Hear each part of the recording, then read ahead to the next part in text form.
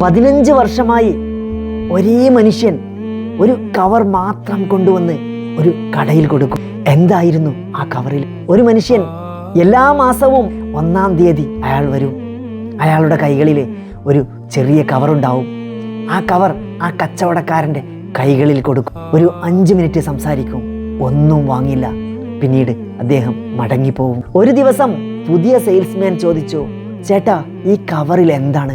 ആ മനുഷ്യൻ മടങ്ങിപ്പോയതിന് ശേഷം കടക്കാരൻ പുതിയ സെയിൽസ്മാനോട് പറഞ്ഞു, ഇത് പണമാണ്. 15 വർഷം മുന്നേ ഇദ്ദേഹത്തിൻ്റെ ഭാര്യ ഹോസ്പിറ്റലിലായ സമയത്ത് ഈ മനുഷ്യൻ്റെ കയ്യിൽ പണമില്ലായിരുന്നു. ആ സമയം ഞാൻ ഒരു 50,000 രൂപ കടം കൊടുത്തു.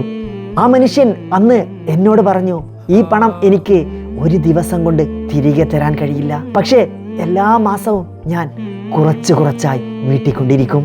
ഇന്നുവരെ ആ മനുഷ്യൻ ഒരു ദിവസം പോലും മുടങ്ങാതെ പണം തിരിച്ചു തന്നുകൊണ്ടിരിക്കുന്നു. യഥാർത്ഥത്തിൽ ആ മനുഷ്യൻ പണമല്ല തിരിച്ചു തന്നുകൊണ്ടിരിക്കുന്നത്, വിശ്വാസമാണ് തിരിച്ചു നൽകിക്കൊണ്ടിരിക്കുന്നത്. പണം ആർക്കും നമുക്ക് കടം കൊടുക്കാം, പക്ഷേ വിശ്വാസം തിരികെ നൽകാൻ കഴിയാതെ വരുമ്പോഴാണ് ഏറ്റവും വലിയ കടക്കാരനായി മാറുന്നത്.